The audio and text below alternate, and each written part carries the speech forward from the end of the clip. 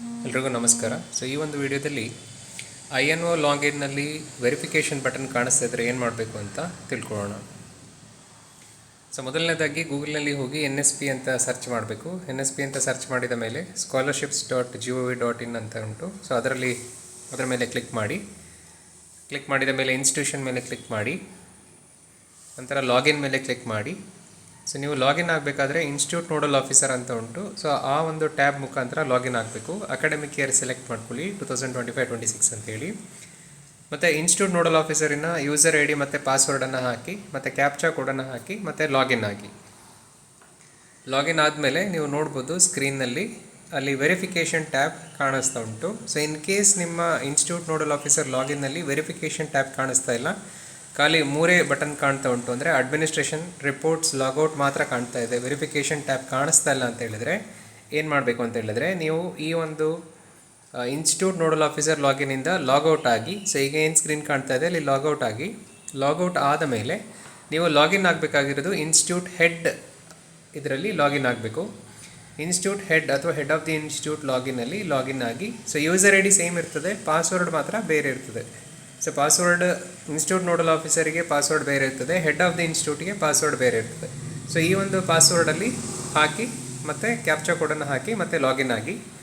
Login ಆದ ಮೇಲೆ ನೀವು ನೋಡ್ಬೋದು ಅಲ್ಲಿ ಯೂಸರ್ ಟೈಪ್ ಇನ್ಸ್ಟಿಟ್ಯೂಟ್ ಹೆಡ್ ಅಂತ ಬರ್ತಾ ಇದೆ. ಅಲ್ಲಿ INO ಆಧಾರ್ ಡೀಟೇಲ್ಸ್ ಮತ್ತು HOI ಆಧಾರ್ ಡೀಟೇಲ್ಸ್ ನೋಡಿ ಸರಿ ಇದೆಯಾ ಅಂತ ನೋಡ್ಕೊಳ್ಳಿ. ಮತ್ತು ಲೆಫ್ಟ್ ಸೈಡಲ್ಲಿ ಬಯೋ ಅಥೆಂಟಿಕೇಷನ್ ಸ್ಟೇಟಸ್ ಕಾಣಿಸ್ತಾ ಉಂಟು, ಅದು ಡನ್ ಅಂತ ಇರಬೇಕು ಎರಡರಲ್ಲಿ ಕೂಡ. ನೆಕ್ಸ್ಟ್ ನೀವು ಅಲ್ಲಿ ಅಡ್ಮಿನಿಸ್ಟ್ರೇಷನ್ ಕಾಣಿಸ್ತಾ ಉಂಟು ಲೆಫ್ಟ್ ಸೈಡಲ್ಲಿ. ಅಡ್ಮಿನಿಸ್ಟ್ರೇಷನ್ ಟ್ಯಾಬ್ ಮೇಲೆ ಕ್ಲಿಕ್ ಮಾಡಿ. ಅಡ್ಮಿನಿಸ್ಟ್ರೇಷನ್ ಟ್ಯಾಬ್ ಮೇಲೆ ಕ್ಲಿಕ್ ಮಾಡಿದ ಮೇಲೆ ಅಲ್ಲಿ approve INO for application verification process ಅಂತ ಇದೆ. ಸೊ ಆ ಒಂದು ಟ್ಯಾಬ್ ಮೇಲೆ ಕ್ಲಿಕ್ ಮಾಡಿ. ಅದರ ಮೇಲೆ ಕ್ಲಿಕ್ ಮಾಡಿದ ಮೇಲೆ ನಿಮಗೆ ಈ ಸ್ಕ್ರೀನ್ ಕಾಣ್ತದೆ. ಅಲ್ಲಿ ನೋಡ್ಬೋದು INOದು ಡೀಟೇಲ್ಸ್ ಕಾಣಿಸ್ತದೆ. ಸೊ INOದು ನೇಮ್ ಕಾಣಿಸ್ತದೆ, ಆಧಾರ್, ಮೊಬೈಲ್ ಎಲ್ಲ ಕಾಣಿಸ್ತದೆ.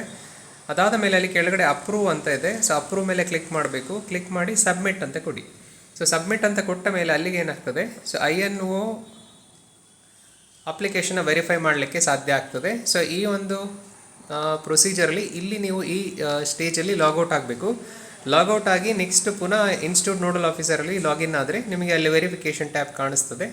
ಮತ್ತು ನೀವು ಅಪ್ಲಿಕೇಶನ್ ವೆರಿಫಿಕೇಷನ್ ಮೇಲೆ ಕ್ಲಿಕ್ ಮಾಡಿದರೆ ಫ್ರೆಶ್ ಅಪ್ಲಿಕೇಶನ್ಸ್ ಕಾಣಿಸ್ತದೆ.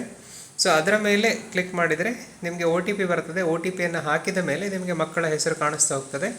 ಆ ಡೀಟೇಲ್ಸಲ್ಲಿ ಕೊನೆಯಲ್ಲಿ ವ್ಯೂ ಡೀಟೇಲ್ಸ್ ಅಂತ ಇರ್ತದೆ, ಅದರ ಮೇಲೆ ಕ್ಲಿಕ್ ಮಾಡಿದರೆ ಮಗುವಿನ ಕಂಪ್ಲೀಟ್ ಇನ್ಫಾರ್ಮೇಷನ್ ಸಿಗ್ತದೆ. ಕೆಳಗಡೆ ನಿಮಗೆ 3 ಬಟನ್ಸ್ ಕಾಣಿಸ್ತದೆ. ವೆರಿಫೈ ಅಂತ ಇರ್ತದೆ, ಡಿಫೆಕ್ಟ್ ಅಂತ ಇರ್ತದೆ, ರಿಜೆಕ್ಟ್ ಅಂತ ಇರ್ತದೆ. ಸೊ ಅದರಲ್ಲಿ ಯಾವುದು ಅಪ್ರೋಪ್ರಿಯೇಟ್ ಅನ್ನಿಸ್ತದೆ ಅದರ ಮೇಲೆ ಕ್ಲಿಕ್ ಮಾಡಿ ನೀವು ಸಬ್ಮಿಟ್ ಮಾಡಲಿಕ್ಕೆ ಆಗ್ತದೆ. ಸೊ ಮೀನ್ ವೈಲ್ ಅಲ್ಲಿ ಏನಂತ ಹೇಳಿದರೆ, ಅಪ್ಲಿಕೇಶನ್ ಫಾರ್ಮ್ ಓಪನ್ ಆದ ಮೇಲೆ ಅಲ್ಲಿ ಸ್ಕೂಲ್ ಫೀಸನ್ನು ಕೂಡ ಎಂಟ್ರಿ ಮಾಡಲಿಕ್ಕೆ ಇರ್ತದೆ. ಸ್ಕೂಲ್ ಫೀಸನ್ನು ಹಾಕಿ ಮತ್ತೆ ನೀವು ವೆರಿಫೈಡ್ ಅಂತ ಕೊಡಬೇಕಾಗ್ತದೆ.